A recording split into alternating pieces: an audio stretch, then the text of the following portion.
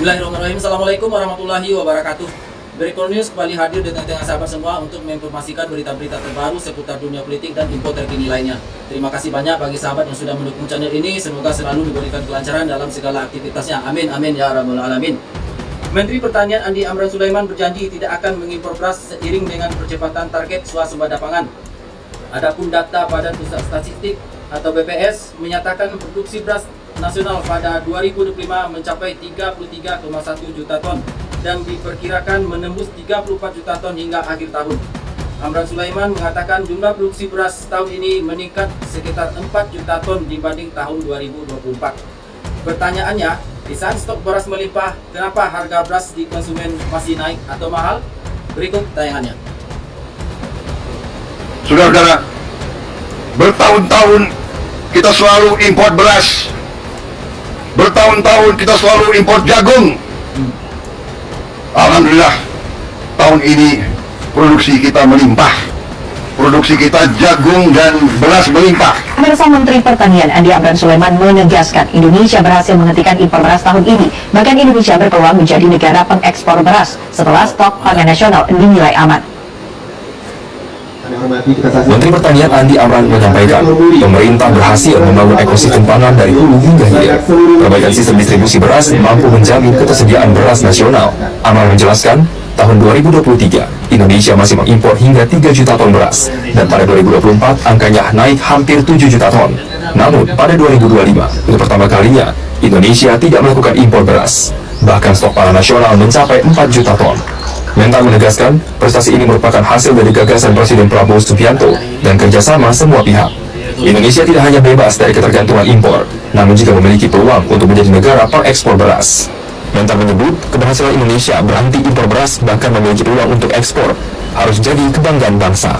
Kondisi ini dinilai akan membuat ketahanan pangan nasional semakin kuat ke depannya. Kabar baik, pemerintah Indonesia akan menghentikan impor beras, jagung, gula, dan garam tahun ini. Secara, Indonesia kan katanya negara agraris, maritim, Gemaripah, Lojinawi. Coba, ngayal dulu aja nih ya. Misal kita stop impor, para petani akan lebih dihargai hasil taninya dan semakin meningkat produksinya. Nah, siapa tahu profesi petani jadi semakin dilirik karena penghasilannya menjanjikan. Terus, negara kita berhasil swasembada pangan. Tapi, di balik gagasan stop impor tahun ini, para pakar meragukan kebijakan itu bisa berjalan secara berkelanjutan. Data-data dalam beberapa tahun terakhir menunjukkan impor keempat komoditas strategis tersebut masih sangat tinggi. Penghentian impor tanpa dibarengi kemampuan memenuhi kebutuhan di dalam negeri hanya akan memicu lonjakan harga pangan. Sementara masalah di akar rumput masih banyak yang belum terselesaikan. Ini cukup anomali di saat stok beras kita melimpah, tapi kok harga beras di konsumen malah naik, Pak? Ini apa yang terjadi? Apakah memang karena ada masalah distribusi atau gimana, Pak? Karena ini menarik CNBC, menarik Pak, ini penciumannya tajam. Baru saja kami umumkan ada anomali di saat stok kita banyak, harga naik di konsumen, tapi harga naik sesuai BPS bulan lalu turun di penggilingan atau tingkat petani. Berarti anomali kan? Kalau di produsen turun, berarti di konsumen juga harus turun. Sehingga kami turun bersama Satgas, kepolisian, kejaksaan, kami, badan pangan, kami turun cek apa yang terjadi. Dan 80% tidak sesuai regulasi yang ada. Ada volumenya, ada 20% volumenya berkurang daripada katakanlah 5 kilo, mungkin 4,5 kilo dan seterusnya. Kemudian kualitasnya, harusnya itu adalah beras curah, tetapi dikemas medium dan premium, tidak sesuai standar yang ada. Itu 80%, di atas 80%. Pasar becek, supermarket, pasar modern, semua terjadi. Tidak jadi pasar tradisional saja? Tidak, dan ada 200 merek bermasalah. Kami sudah kirim ke Pak Kapolri dengan Jaksa Agung. Ini harus diberesin kesempatan. Nah, ini artinya terjadi baru-baru ini atau jangan-jangan sudah terjadi bertahun-tahun, Pak? Bisa jadi bertahun-tahun. Berarti mungkin hubungannya dengan bertahun-tahun. Ya, begitu ya kira-kira. Jadi kita sekarang kesempatan momentum ini sangat baik karena stok kita banyak. Stok kita banyak, kesempatan kita memperbaiki. Ayo memperbaiki. Kami himbau, kami beri kesempatan mulai hari ini perbaiki. Perbaiki semua beras kemasan. Oke, perbaikannya seperti apa, Pak? Karena kita tahu beras ini volumenya Indonesia, Pak. Iya, volumenya terutama, kemudian kualitasnya. Jadi gini, kualitasnya adalah ditulis bahwa ini kalau emas 24 karat, tapi isinya 18 karat, sama-sama emas. Ya, gitu lah kira-kira contoh sederhananya. Jadi kami himbau, kami minta kepada seluruh saudara pengusaha, ada 200-an, ada 100, hampir 200-an merek yang tidak sesuai standar volume, kualitas, bahkan ada yang tidak punya izin. Kenapa naik harga drastis? Kalau memang Kan Anda mengatakan stok cukup di pasaran, Presiden mengatakan stok cukup di pasaran, tapi kok naik gitu loh? Apa penyebabnya? Bang Otman, harga pangan dunia itu naik Ya, karena inputnya naik, ya, variabel-variabel cost semua naik, harga pupuk naik, hari orang kerja naik, sewa lahan naik, jadi faktor inputnya itu naik, itu yang pertama. Yang kedua, kenapa harganya tinggi? Ya. Teori supply and demand. Pada saat produksi kita rendah, ya, itu penggiling padi berebut gabah, ya, sehingga gabah harganya tinggi. oke, Harga beras secara mudah 2 kali harga gabah.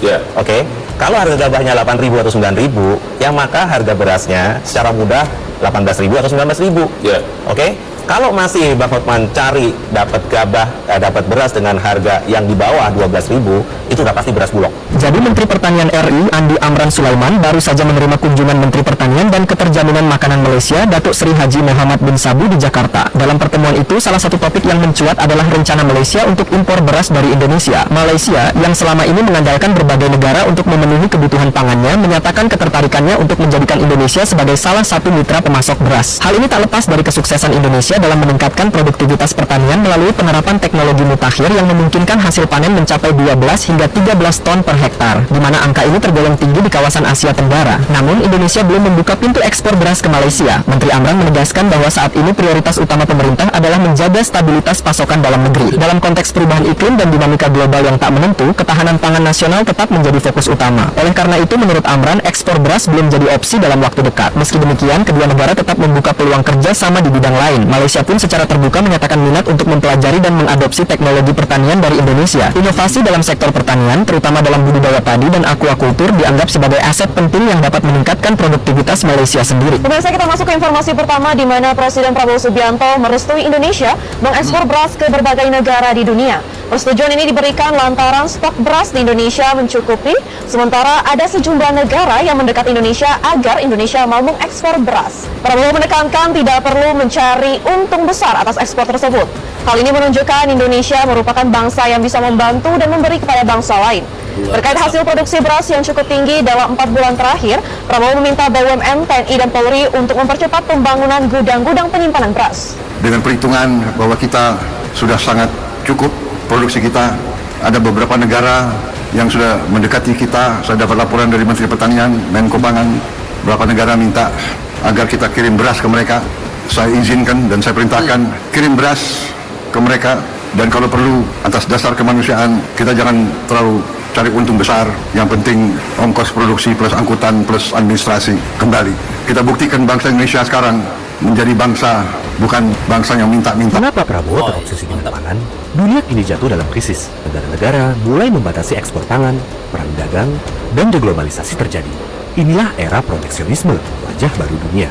Presiden Prabowo Subianto tak ingin Indonesia sekedar bertahan, tapi memimpin. Mimpi tentang suasana tanam, tentang panen yang melimpah, tentang sawah-sawah yang menguning, tentang petani-petani yang tersenyum. Sebab ia tak ingin satu rakyat pun tidur dalam lapar, hidup dalam kemiskinan, juga tak ingin bangsa ini berlutut pada bangsa lain. Di tangan Prabowo, pangan adalah cinta.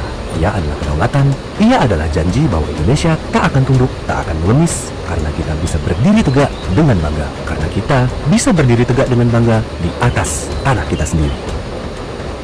Oke, sahabat Berpol News, terima kasih banyak. Assalamualaikum warahmatullahi wabarakatuh.